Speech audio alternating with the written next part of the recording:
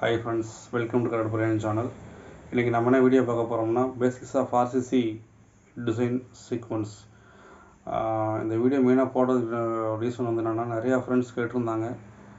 என்னால் டிராயிங் எல்லாம் போட முடியுது, மற்றபடி டீட்டெயிலிங் ஸ்ட்ரக்சரல் டீட்டெயிலிங் வந்து சரியாக டிசைன் பண்ணி என்னால் சொல்ல முடியல, ஒரு கான்ஃபிடென்ட்டாக சொல்ல முடியலன்னாங்க. ஸோ அதுக்காக தான் இந்த டிசைன் சீக்வன்ஸ் நம்ம போடுறோம். ஸோ இது போகிறதுக்கு முன்னாடி நம்ம டிசைன் பண்ணி தான் இந்த ஒரு பில்டிங்கை கட்டணுமா, இல்லை ஏன் எக்ஸ்பீரியன்ஸ் பேஸில் கட்டக்கூடாதா? எக்ஸ்பீரியன்ஸ் பேஸில் சரியாக இருந்தால் கட்டலாம். அது எப்படி நம்ம செக் பண்ணுறது? டிசைன் பண்ண தான் தெரியும். டிசைன் பண்ணலன்னா என்ன ஆகும்னா ரெண்டு ஃபெயிலியர்ஸ் ஆகலாம். ஒன்று வந்து அன்எக்கனாமிக்கலாக போகும், இன்னொன்று வந்து ஃபெயிலியராக வாய்ப்பு உண்டு. அன்எக்கனாமிக்கல்ன்றது இப்போ suppose requirement as per design பிரகாரம் நம்மளுக்கு 2 ராடு பாட்டத்தில் போதும் அப்படின்னா, ஃபார் எக்ஸாம்பிள் பீமில், ஆனால் நம்ம 4 ராடு போடுறோம்னா அப்போ அன்எக்கனாமிக்கல் 2 ராடோட காஸ்ட் வைஸ் அதிகமாகும். இதே நேரத்தில் நம்ம 4 ராடு போட வேண்டிய இடத்துல 2 ராடு தான் போடுறீங்க அப்படின்னாலும் ஃபெயிலியர், ஸ்ட்ரென்த் வைஸ் ஃபெயிலியர் ஆகும். ஸோ அப்போது ஒரு பில்டிங் சேஃபாக வேணும், சேஃபாக ஸ்ட்ராங்காக இருக்கணும் அப்படின்னு பார்த்தீங்கன்னா கண்டிப்பாக நம்ம டிசைன் பண்ணி பண்ணால் தான் சேஃபாக இருக்கும். ஸோ இதுதான் நம்ம டிசைன் பண்ணி தான் பண்ணணுமா அப்படின்றவங்களுக்கு இதுதான் ஆன்சரு. ஸோ அதுக்கடுத்து இதை எப்படி நம்ம டிசைன் பண்ணணும்? ஸோ டிசைன் பண்ணுறதுக்கு முன்னாடி ஃபஸ்ட்டு வந்து ஸ்ட்ரக்சரல் எலமெண்ட் என்ன எலமெண்ட்ன்றதை நம்ம கன்ஃபார்ம் பண்ணணும்.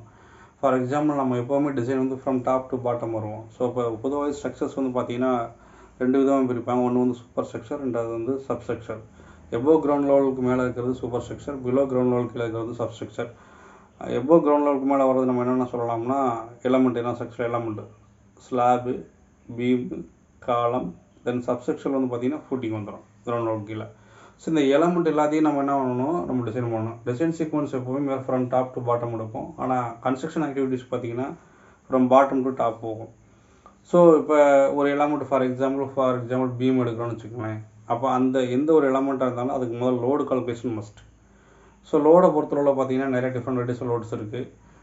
நம்ம நார்மலாக வந்து நம்ம கிராவிட்டி லோட்ஸ்க்கு நம்ம 90% பண்ணுறது நம்ம ஏரியாவில், other than earthquake load, wind load, இந்த மாதிரி சொல்கிறேன் நான். Dead load, live load case கொண்டு எடுப்போம். அப்போ லோடு வந்து கண்டிப்பாக ஒரு எலமெண்ட்டுக்கு லோடு தெரியாமல் நம்ம பெண்டிங் மோமெண்ட், ஷியர் ஃபோர்ஸ் கண்டுபிடிக்க முடியாது. பெண்டிங் மோமெண்ட், ஷியர் ஃபோர்ஸ் தெரிஞ்சால் தான் நம்ம அதுக்குரிய ஏரியா, இப்போ 4 ராடு மெயின் ராடு சொல்கிறோம்னா மோமெண்ட்லேருந்து நம்ம ஏசி கண்டுபிடிப்போம். ஷியர் ஃபோர்ஸ் வந்து ஷியர் ரீன்ஃபோர்ஸ்மெண்ட், சிரப்ஸ் கண்டுபிடிப்போம். ஸோ இதான் பேசிக் சீக்வன்ஸ். இது இல்லாமல் நம்ம ஏரியா ஸ்டீல் கண்டுபிடிக்க முடியாது. ரெண்டாவது நம்பர் ஆஃப் பாஸ், அதே தான் ஏரியா ஸ்டீல் வந்து நம்பர் ஆஃப் பாஸ். ஸோ இது எல்லாம் முடிஞ்சதுக்கப்புறம் சரியாக அதை எப்படி எக்ஸிக்யூட் பண்ணிடலாமான்னா அப்படி கிடையாது. ஒரு சில செக் இருக்குது, டிஃப்ளேஷன் செக், அந்த மாதிரி அந்த செக்கெல்லாம் நம்ம கன்சிடர் பண்ணி எல்லாம் பண்ணதுக்கப்புறம் இப்போ டிசைன் எலமெண்ட் சேஃபாக இருக்குது அப்படின்னா நம்ம அதை அப்படியே ஃபீல்டு எக்ஸிக்யூட் பண்ணலாம். ஸோ இதுக்கப்புறம் தான் ஸ்ட்ரக்சரல் டீட்டெயில் டயக்ராம்லாம் பீமில் slab layout, slab reinforcement, beam layout, beam reinforcement, column layout, column reinforcement, footing layout, footing reinforcement. So இதெல்லாம் முடிச்சா தான் நீங்கள் பாட்டத்துலேருந்து ஃபவுண்டேஷன்லேருந்து நீங்கள் ரெயின்ஃபோர்ஸ்மெண்ட்டெல்லாம் போட்டு ஒரு RCC பில்டிங் கன்ஸ்ட்ரக்ட் பண்ண முடியும்.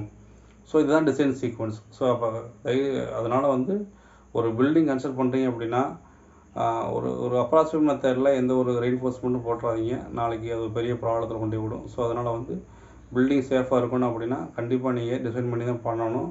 டிசைன் பண்ணி பண்ணால் தான் சேஃபாக இருக்கும்.